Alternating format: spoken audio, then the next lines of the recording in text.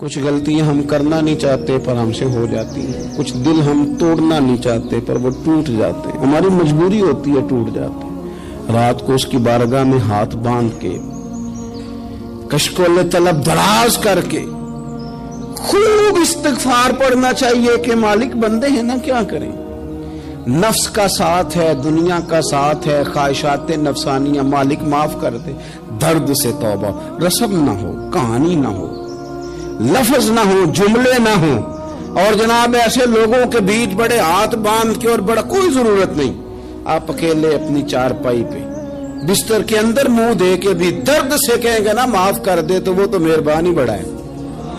بندہ کوئی ناراض ہو جائے تو ہمیں کو نہیں نیند آتی، اس کے گھر چلے جاتے ہیں۔ ہم اپنے سارے رشتوں کو، تعلقات کو مینٹین کر کے رکھنے کے عادی ہیں، ہمیں پتہ ہے کہ وہاں میں نہیں جا سکا تو بیٹا بھیجتا ہوں، فلاں شادی پہ میں نہیں جا سکا تو بھتیجا بھیجتا ہوں، بھائی بھیجتا ہوں، ہر تعلق کا ہم نے خیال رکھا کوئی روٹھ نہ جائے۔ لیکن کمال ہے نا، یہ نہیں سوچا کہ اگر رب روٹھ گیا تو جب وہ روٹھ جائے نا تو سارے رشتے بھی بندے کے پاس موجود ہوں تو کوئی کارآمد نہیں ہوتا، پھر کروڑوں روپیہ جیب میں ہوں تو ڈاکٹروں کی دوائیاں اثر نہیں کرتی۔ وہ روٹھ جائے تو پھر انسان اس طرح سے پھسلتا ہے کہ بڑے بڑے اس کے پاس دروازے ہوتے ہیں پر کسی جگہ اس کا ہاتھ نہیں لگتا۔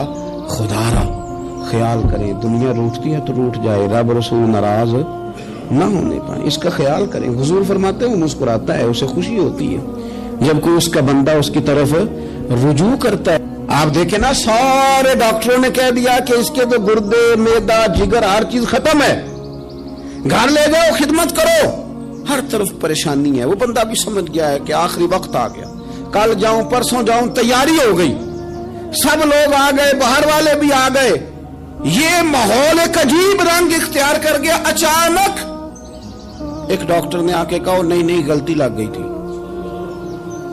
مجھے بتائیے انداز کیا ہوتا ہے؟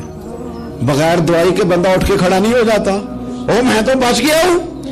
میرے نبی پاک صلی اللہ علیہ وسلم مثال دیتے ہیں، فرمایا ایک آدمی صحرا میں جا رہا، صحابہ سے حضور خطاب کر رہے ہیں، فرمایا ایک آدمی صحرا میں جا رہا تھا، اس نے اپنی اونٹنی پہ کھانا، پانی، پیسے، ہر چیز رکھی ہوئی تھی، صحرا تھا بہت بڑا، درمیان صحرا کے گیا تو تھوڑا سا سستانے کے لیے، آرام کرنے کے لیے اونٹنی سے نیچے اترا۔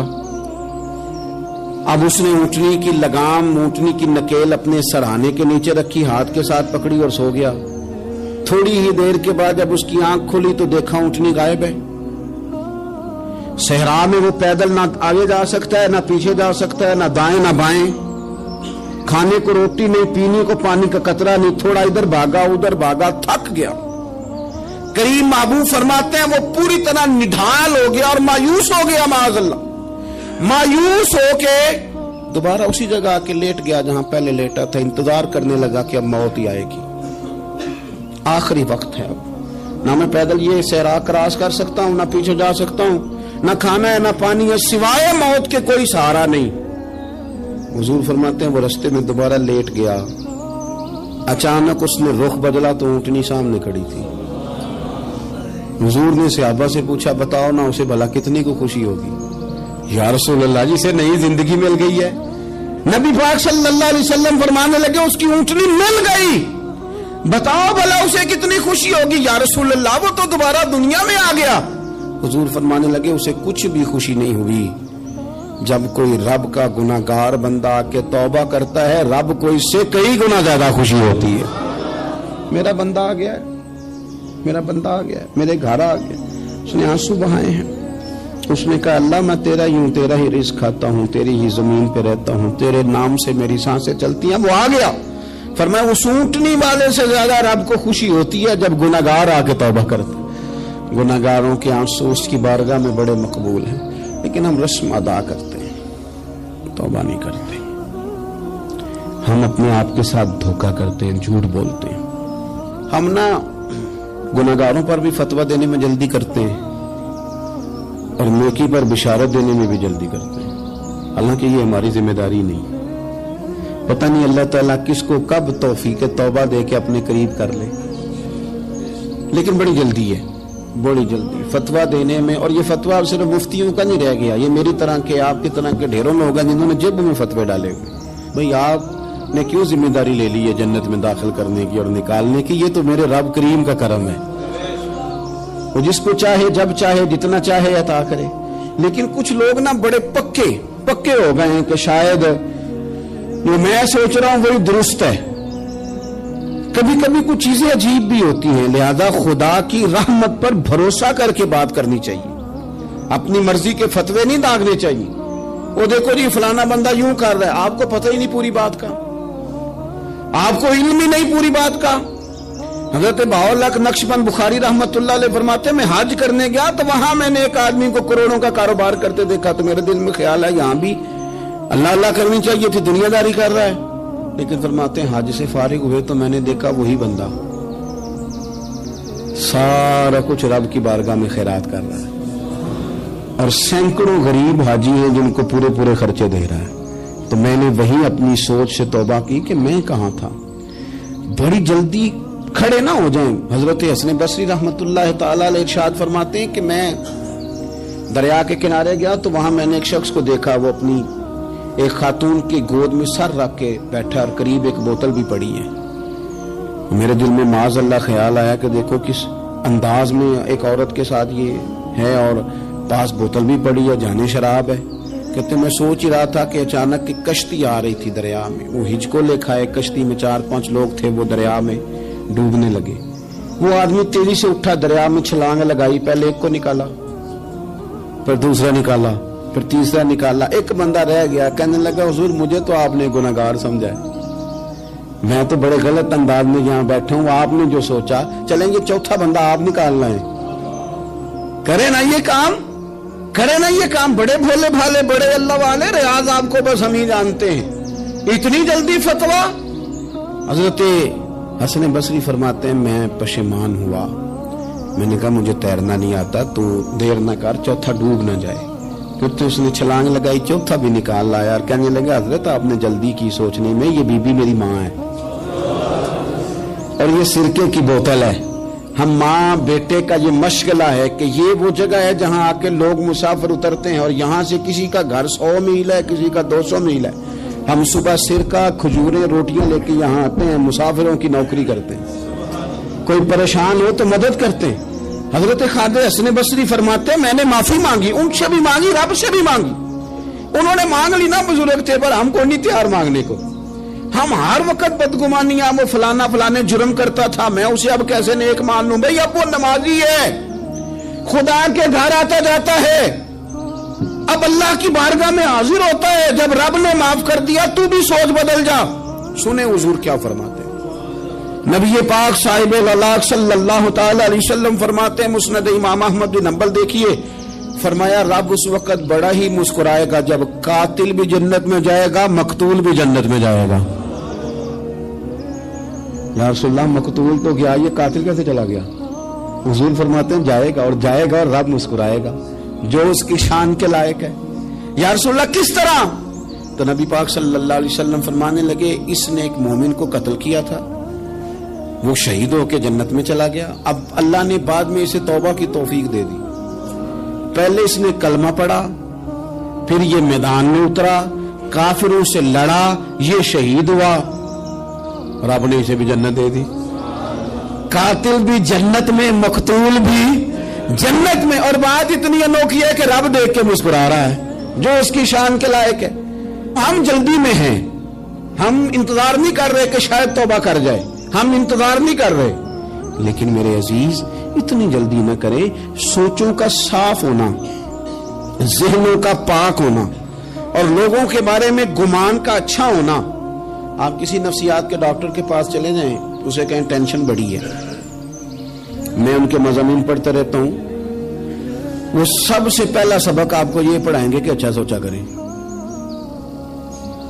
अच्छा सोचने से बंदा तंदुरुस्त रहता है। किससे बंदा तंदुरुस्त रहता है? हाँ जी, वाकई। यानी इस वाले पड़ोसी के बारे में भी अच्छा सोचना है घर में, इस वाले के बारे में भी, छोटे भाई के बारे में भी अच्छा सोचना है और बड़े के बारे में भी अच्छा ही सोचना है। یعنی اپنی برادری قبیلے کے بارے میں بھی اچھا سوچیں, جو قبیلے کا نہیں اس کے بارے میں بھی چلیں تھوڑا سا اچھا سوچ لیں. اپنے بارے میں تو اچھا سوچا ہے بڑا. میں کہتا ہوں کہ ہم اپنی غلطیوں سمیت اپنے آپ سے بڑا پیار کرتے ہیں, اور دوسرے کی ایک غلطی نظر آ جائے تو ہمیں گھین آنے لگ جاتی ہے. آپ جلدی نہ کریں, مالک نے موقع دیا ہے بندوں کو, نہ وہ کسی کا رزق چھین رہا ہے نہ سانسیں چھین رہا ہے, وہ اپنی زمین پہ چلنے بھی دے رہا ہے رہنے بھی دے رہا ہے. تو جب اس نے موقع دیا ہے آپ بھی تھوڑا موقع دیں. اللہ بڑا کریم ہے, دروازے کھولے گا, اس کے بندے اس کی بارگاہ تک پہنچیں گے. بدگمانیاں اور پھر بدگمانیوں کا عروج اور اس لیول تک جا کے بات کر دینا کا جہاں سے خوف آئے کہ یار یہ بات نہیں کرنی چاہیے. کچھ لوگوں نے نا پکا ذہن بنا لیا یہ کہنے کا کہ ہاتھ بڑا تنگ ہے. پکا آپ جس وقت پوچھ لیں ان کا ہاتھ اور بڑا ہی زیادہ تنگ ہے. آپ یقین کریں بہن کا جو خامند ہے وہ کہہ رہا ہے جا حصہ لے کے آ, تیرے بھائیوں کی کمائی تو نہیں تیرے ابا کی ہے, لے کے آ. وہ بیچاری اس کی منتیں کر رہی ہے, کہتی ہے اگر جاؤں گی نا تو وہ کہیں گے حصہ لے جا, آج کے بعد ہمارے گھر نہ آنا, میرا دروازہ نہ بند کرو, مہربانی کرو. اور بھائی سے بات کرتی ہے تو کہتا ہے ہاتھ ہی بڑا تنگ ہے, جب ٹھیک ہوگا تو دے دوں گا. نہ کریں یہ ظلم. ہمارے اپنے تڑپتے رہتے ہیں اور ہماری دولتیں اندر پڑی رہتی ہیں. ہمارے اپنی چھوٹی چھوٹی ضروریات کے لیے پریشان ہوتے ہیں, لیکن ہم بڑے بڑے بہانے ہیں ہمارے پاس. کہتے ہیں یہ نکما ہے, یہ نکھٹو ہے, یہ کام نہیں کرتا, اس میں فلانا ہے بے فلانا ہے, بلے میں نے نہیں ساتھ چلنا. اظہار جب آپ کے اندر پیدا ہوتا ہے نا, اظہار جب کسی کے لیے آپ حساس ہوتے ہیں تو آپ کو بھی سرور حاصل ہوتا ہے. نہ کریں یہ کام کہ آپ کو اللہ نے وسعت دی اور ہر وقت آپ ہاتھ تانگ ہونے کا رونا رو رہے ہیں, ہر وقت آپ یہ کہہ رہے ہیں میں بڑی آزمائش میں ہوں, جب خدا نے آپ پہ نہیں ڈالی. تو اتنے جھوٹ بولنا صرف اس لیے کہ میرے پیسے بچ جائیں, صرف اس لیے کہانی سنانا کہ حالات میرے بڑے خراب ہیں کہ کوئی بندہ میرے سے کوئی تھوڑا بہت قرض نہ مانگ لے. سنو, نبی پاک صلی اللہ علیہ وسلم کے پاس مہمان آ گیا, بخاری مسلم ہے. حضور نے ازواج مطہرات کے گھروں میں پیغام بھیجا, کچھ چیز ہے ضیافت کے لیے. یا رسول اللہ کچھ بھی نہیں, یہ دو جہاں کے شاہ ہیں اور پاس کچھ رکھتے نہیں, دو جہاں کی نعمتیں ہیں ان کے خالی ہاتھ میں. یا رسول اللہ کوئی چیز بھی نہیں. حضور نے صحابہ کے مجمع پہ نظر ڈالی, یا رسول اللہ صلی اللہ علیہ وسلم حکم ہو. تو حضور فرمانے لگے تم میں سے کوئی بندہ ہے جو اسے گھر لے جائے روٹی کھلائے. ایک صحابی اٹھے فوراً, حضور میں لے کے جاتا ہوں کھانا کھلاتا ہوں. فرماتے ہیں میرے گھر میں صرف بچوں کا کھانا تھا,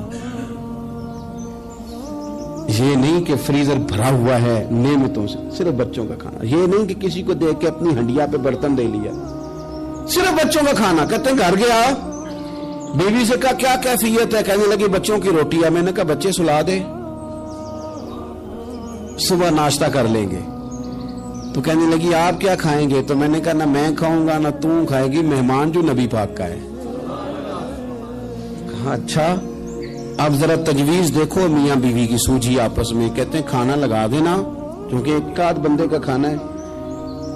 اپنی غربتوں کا ہر جگہ اظہار کرنا, رونا رونا. یہ دیکھو غربت کیسے چھپائی جا رہی. اس کو کہا نہیں کہ چل تو تھوڑا رحم کھا, تو آیا ہے تو تھوڑا رحم کھا, یہ نہیں کہا.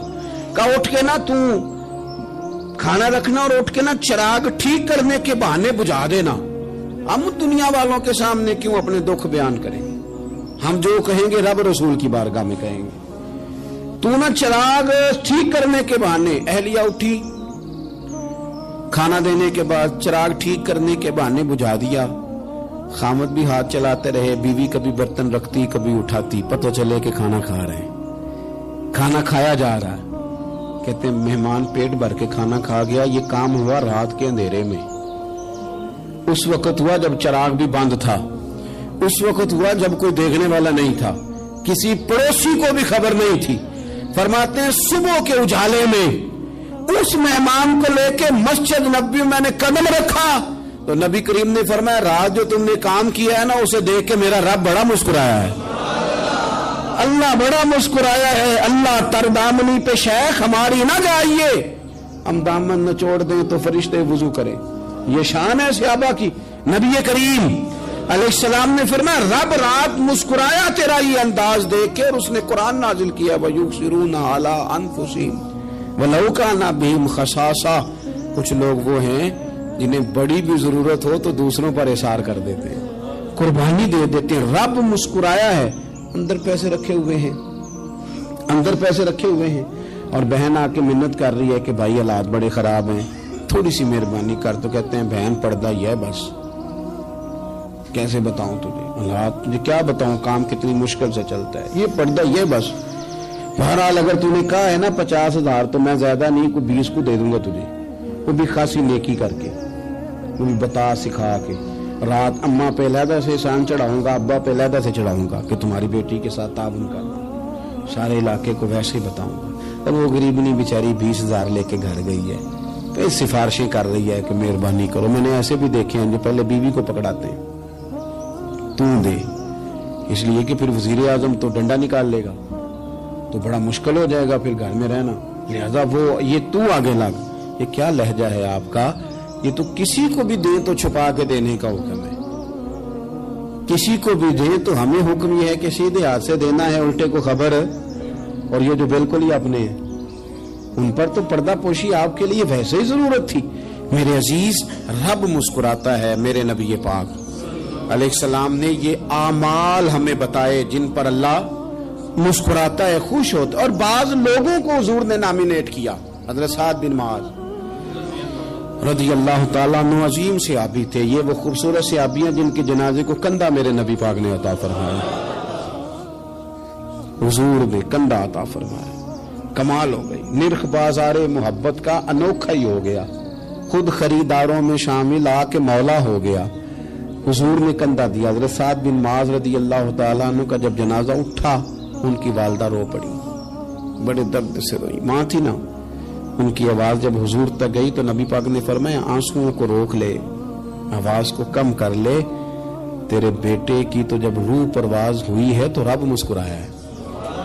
जिसके आने पे रब राजी हो, मुस्कुरा दे जो उसकी शान के लायक है। ये तो वो लोग हैं कि जिनके जाने पर ना रब, वो किसी ने कहा था कि मेरे मरने पे हर सू शोर मच जाएगा, देखोगे मेरे मरने पे हर सू शोर, तो पता चल जाएगा जब हम जाएंगे, मेरे मरने पे हर सू शोर मच जाएगा देखोगे, और कहने अलविदा सरकार खुद तशरीफ लाएंगे। और दरवेश कहने लगे बाद मरन दे मुखड़ा मेरा हो जावे जे ताजा, फिर समझ लेना महबूब मेरे ने आन पड़े है जनाजा। और आशिक का जनाजा है, जरा धूम से निकले और महबूब की गलियों से जरा घूम के निकले। फरमाया कि इनके तो जाने पे रब करीम। और हुजूर ने एक दुआ भी दी। हजरत अबू तलहा, हजरत तलहा रदी अल्लाह ताला अन्हु सहाबी थे, उनका विसाल हो गया तो हुजूर ने दुआ भी दी।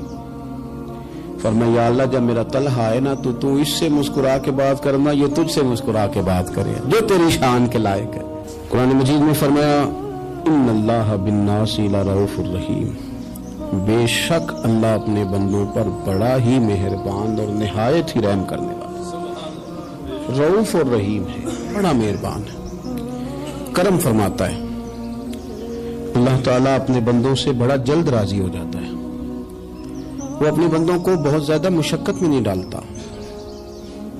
वो अपने बंदों से अपनी नेमतों का बदला नहीं चाहता, बहुत सख्त मुशक्कत वाली इबादतें नेमतों के बदले नहीं चाहता, वो बड़ी जल्दी रहम फरमाता है। मेरे नबी पाक सल्लल्लाहु ताला अलैहि वसल्लम ने इरशाद फरमाया, बाज अहादीस में लफ्ज ये है कि अल्लाह अपने बंदों को देख के मुस्कुराता है जो उसकी शान के लायक है। जिस तरतीब से हम मुस्कुराते हैं, जिस तरतीब से हम रोते हैं, जिस तरतीब से हम किसी बात का इज़हार तशक्कुर करते हैं, खुदा इन बातों से पाक है। अब बहुत सारी हदीसों में आया कि वो मुस्कुराता है, तो क्या मतलब है मुस्कुराने का? तो उलमाए तफसीर ने लिखा है मुस्कुराने का मतलब ये है कि वो बड़ा ही राजी होता है अपने बंदे से, बड़ा राजी होता है, ये मतलब है।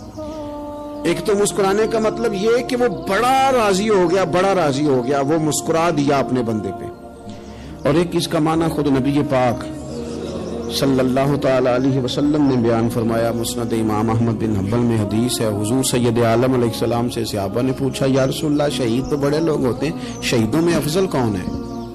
तो अल्लाह के हबीब अलैहिस्सलाम फरमाने लगे वो वाला बंदा जो डट गया था काफिरों के मुकाबले में, वो हिला नहीं, पूरी तरह डट के जो लड़ा वो शुहदा में अफजल है।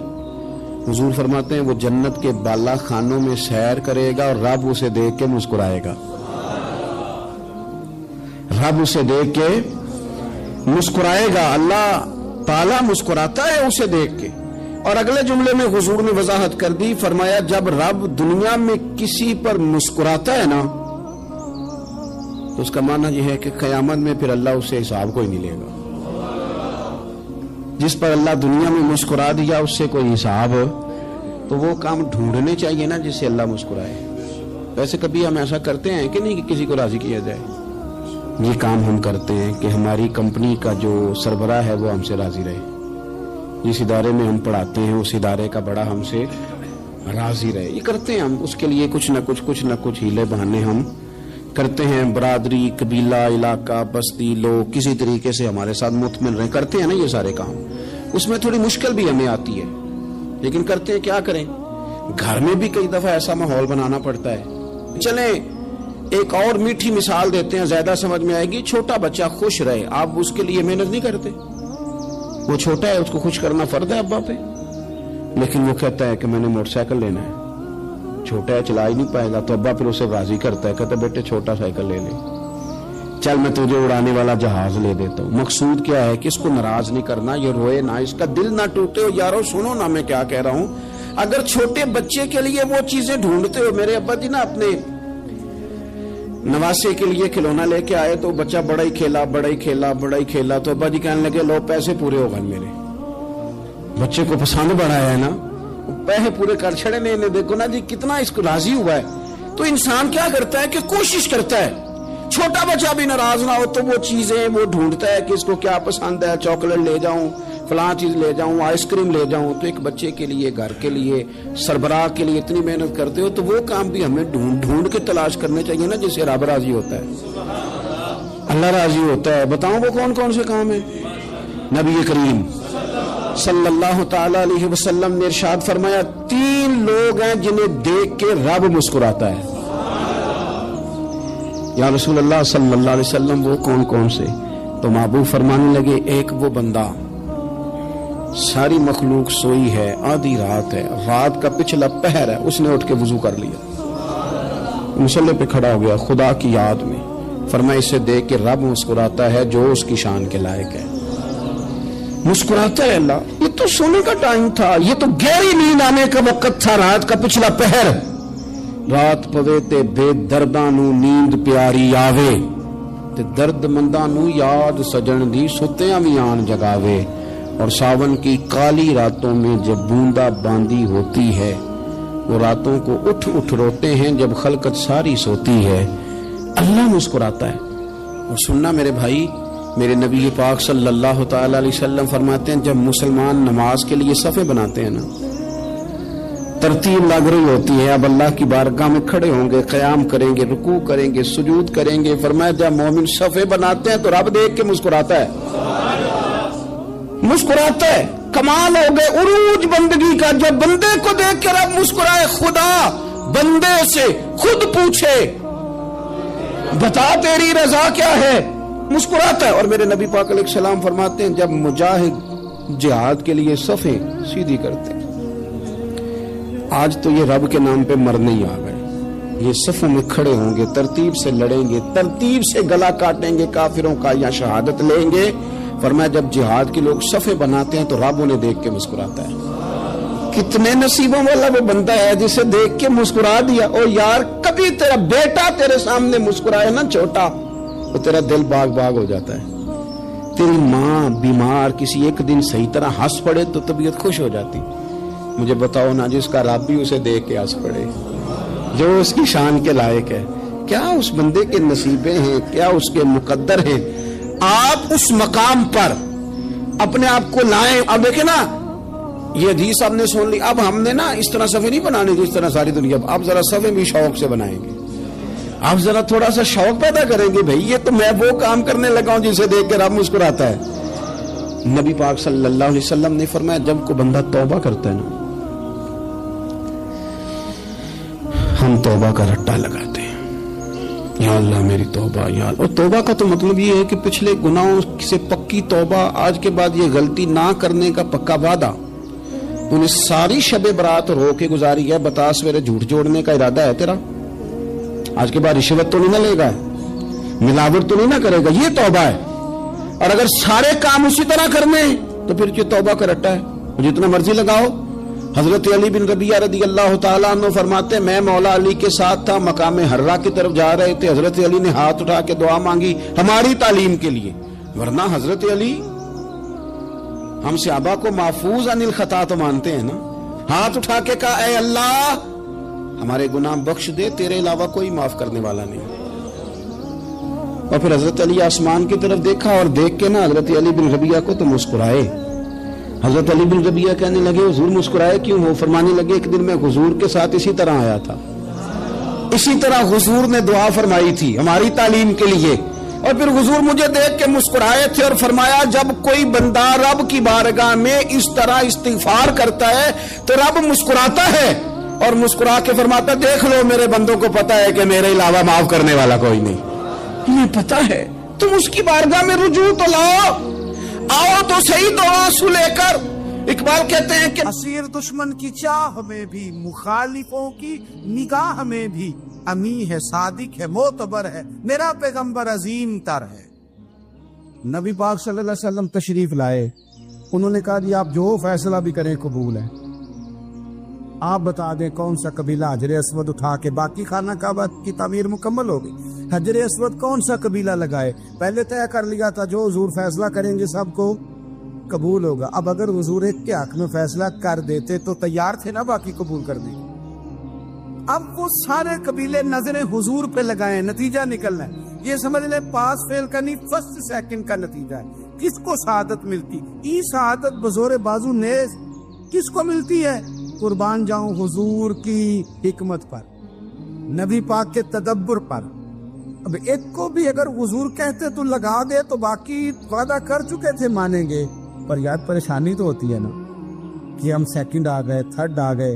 अब ये सब चाह रहे थे शहादत लेना, तो रसूल पाक ने ना चादर बिछाई, हजर अस्वद उठा के रखा, फरमाया लड़ो ना, सारे ये एक एक कोने से चादर पकड़ लो, कुर्बान जाए। सब ने उठा लिया और उठा के जगह ले आए जहाँ नस्ब करना था। हुजूर ने अपने दस्ते मुबारक से पकड़ा, वहां लगा दिया। अब कोई सबसे पूछता ना किसने लगाया है, तो सब यही समझते थे हम नहीं लगाया है, और आखिरी फैसला ये था हम सब नहीं लगाया है। ये हिकमत है रसूल पाक की। तेरे आगे है यूं तबे लचे फुसा अरब के बड़े बड़े, कोई जाने मुंह में जुबान नहीं बल्कि जिस्म में जाने। नबी पाक अलैहिस्सलाम ने फरमाया, जो नमाज तुम अपने घर के अंदर पढ़ोगे, एक नमाज का अल्लाह तुम्हें सवाब देगा, जमात के साथ पढ़ोगे तो 27 नमाजों का सवाब। लेकिन फरमाया वही नमाज अगर तुम मेरी मस्जिद नबी में आके पढ़ोगे तो अल्लाह 50,000 नमाजों का सवाब अता करेगा, 50,000 नमाजों का। और मदीने वाले हबीब फरमाने लगे, वही नमाज अगर तुमने बैतुल्लाह में आके पढ़ी तो नमाज एक होगी, लेकिन रब तुम्हें 1,00,000 नमाज का सवाब अता फरमाए। अब ये फजीलत हुजूर ने बयान की, फजीलत देखें, अल्लाह ताला की रहमतें हर जगह बरसती, यहाँ कब बरसेंगी हमें कोई पता नहीं, तकरीर के वक़्त, खुतबे के वक़्त, नमाज के वक़्त, दुआ कब बरसेंगी नहीं पता। लेकिन खानाए काबा का जो मामला है और वहाँ जो रहमत का मामला है, मुल्ला रूमी फरमाते हैं कि खुदा की रहमत अगर तुझे इतनी मिल जाए ना, कतरे के बराबर भी, तो समझ ले तेरी दुनिया भी बन गई और तेरी आखिरत भी बन गई। अब मेरे नबी पाक अलैहिस्सलाम की हदीस सुने, हुजूर फरमाते हैं रोजाना बैतुल्लाह शरीफ पर अल्लाह की 120 रहमतों का नुज़ूल होता है। या रसूलल्लाह किस वक़्त होता है? फजर के वक़्त, जोर के वक़्त, असर के वक़्त, तवाफ के वक़्त, नमाज के वक़्त, कब? तो हुजूर ने तय करके बताया। फरमाया 120 रहमतें अल्लाह खाना काबा पे नाजिल फरमाते हैं। या रसूलल्लाह कब? फरमाया 60 रहमतें तो उन पे बरसती हैं जो बैतुल्लाह का तवाफ करते, और फरमाया 40 रहमतें उस पर बरसती हैं जो हरम शरीफ में नमाज पढ़ता है। और हुजूर फरमाते हैं कुछ भी ना करे, बस बैठ के काबे की ज़ियारत ही करता रहे, 20 रहमतें तो अल्लाह उसे भी अता फरमा दे। कितनी मुकद्दस जगह है, वहाँ जाने का ज़ौक़, वहाँ जाने की तड़प, वहाँ जाने का शौक़। ان لوگوں سے تھوڑا سا شکوہ ہے جو کہتے ہیں جی میں نے جی بڑی راج راج کے زیارت کر لی ہے، بس راج گئے، ختم ہو گئی بات۔ سنو، نبی پاک علیہ السلام نے 53 سال حیات ظاہرہ کے وہاں گزارے، 53 سال، لیکن جناب صدیق اکبر رضی اللہ تعالیٰ عنہ فرماتے ہیں قربان جاؤں، جس رات میرے کریم محبوب علیہ السلام ہجرت کی رات مکہ مکرمہ سے نکل رہے تھے تو حضور پلٹ پلٹ کے بیت اللہ کو دیکھتے، حضور پلٹ پلٹ کے دیکھتے تھے، اور پھر میرے محبوب کریم علیہ السلام نے پلٹ کے کعبے کی طرف دیکھ کے فرمایا بیت اللہ تو مجھے بڑا ہی پیارا ہے، تو مجھے بڑا ہی پیارا ہے، اے شہر مکہ تو مجھے بڑا ہی پیارا ہے۔ فرمایا اگر میری قوم مجھے پریشان نہ کرتی میں تجھے کبھی چھوڑ کے نہ جاتا۔ 53 سال رہنے کے باوجود بھی حضور کا بیت اللہ سے پیار، نبی پاک کی اس شہر کے ساتھ وابستگی، وہ دلچسپی، وہ ذوق، وہ شوق، وہ کیفیات کیوں مان پڑتے جا رہے ہیں ہمارے جذبے؟ ہمارے سیاست کی باتیں روز ہونے لگی ہیں، بحثوں کی باتیں روز ہوتی، لیکن اپنا عشق مضبوط کرنے کی بات، آپ یقین کریں یہ جو عشق ہوتا ہے یہ بندے کو آزاد کر دیتا ہے، یہ بندے کو عشق آزاد کر دیتا ہے۔ اعلیٰ حضرت فرماتے ہیں اے عشق تیرے صدقے جلنے سے چھٹے سستے، جو آگ بجھا دے گی وہ آگ لگائی ہے۔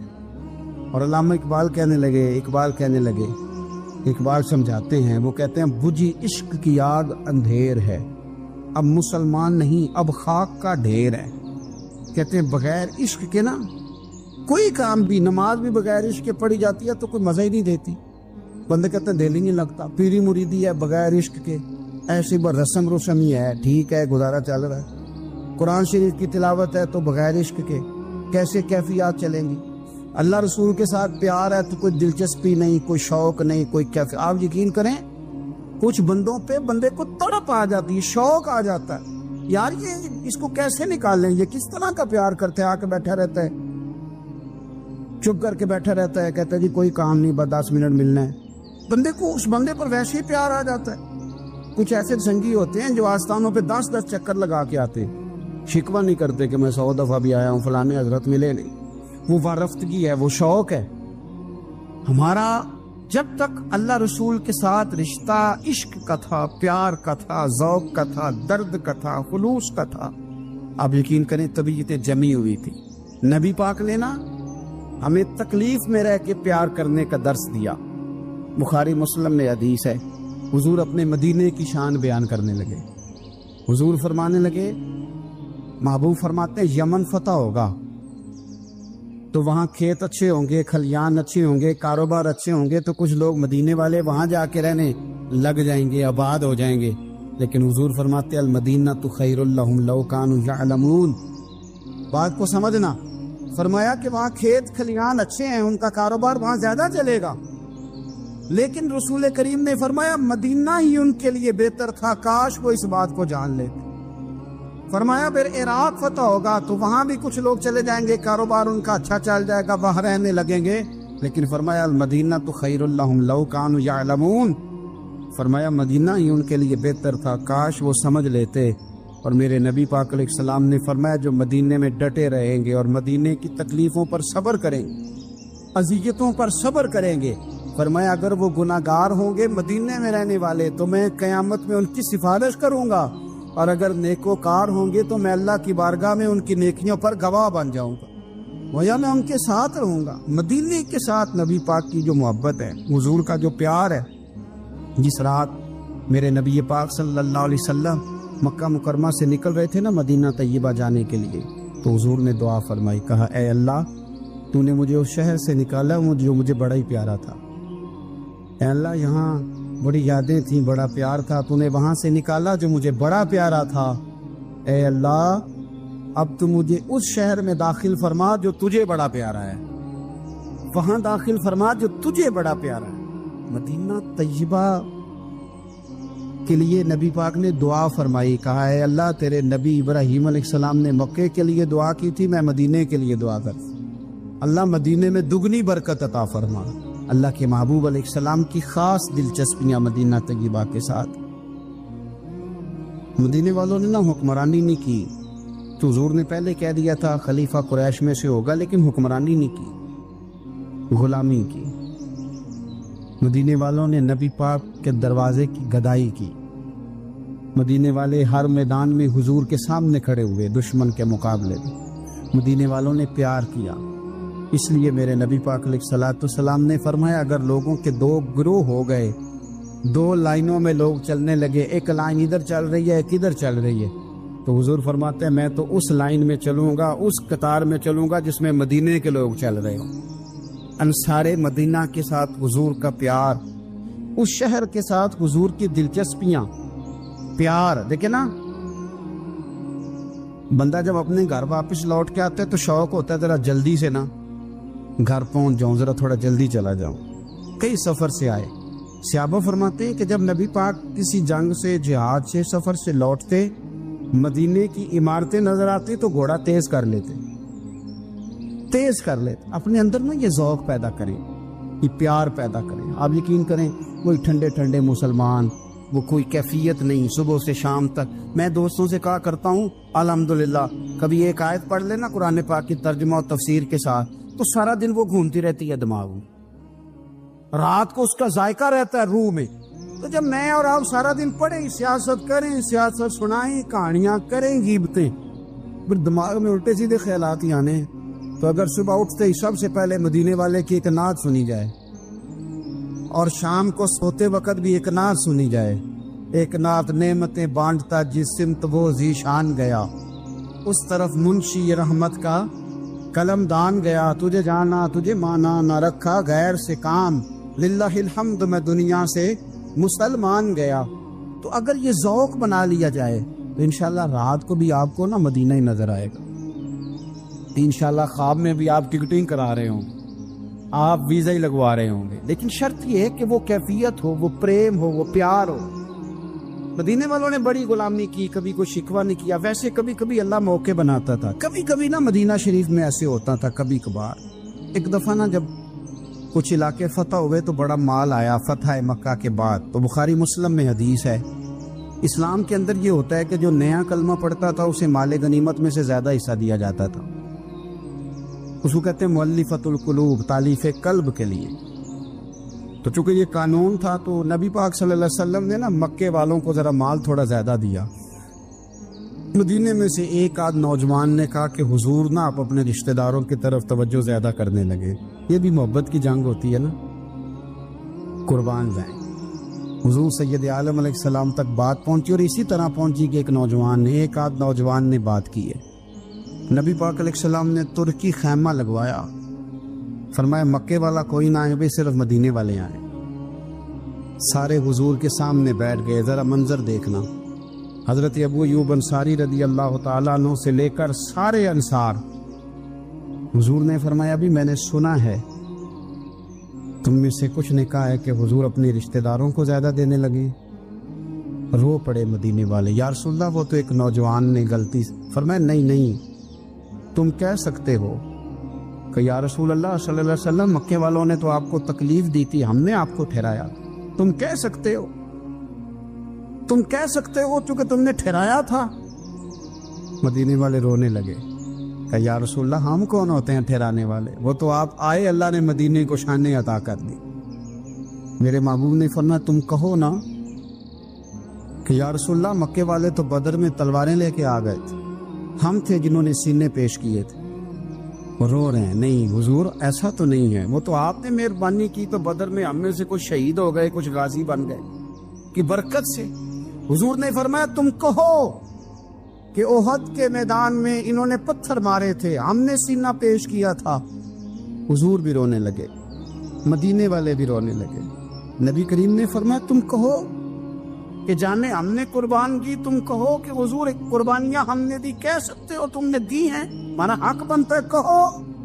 اور جب رو رو کے بے حال ہو گئے تو سرکار بھی روئے، کھل کے روئے، پھر آنسو پونچھے اور کریم رسول فرمانے لگے او بھولے مدینے والو، کیا تم یہ نہیں پسند کرتے کہ لوگ جب اپنے گھروں میں جائیں تو بھیڑ بکریاں لے کے جائیں، اور جب مدینے والے اپنے گھر جائیں تو اللہ کے رسول کو ساتھ لے کے جائیں؟ تم یہ نہیں پسند کرتے کہ تمہارے ساتھ میں جاؤں؟ یہ نہیں تمہارا شوق؟ دیکھو کسی کے حصے میں کچھ آیا، کسی کے حصے میں کچھ آیا، کسی کے حصے میں کچھ آیا۔ مدینے والے وہ لوگ ہیں جن کے حصے میں اللہ کا پیارا حبیب آیا۔ تمہیں رسول کریم ملے، تم کتنے خوش بخت ہو، کتنے خوش نصیب ہو، تمہیں نبی پاک کا ساتھ ملا۔ حضور ہے، یہ ہے ارض جنت، یہ طیبہ کی زمین ہے، جنت بھی یہیں اور مال کے جنت بھی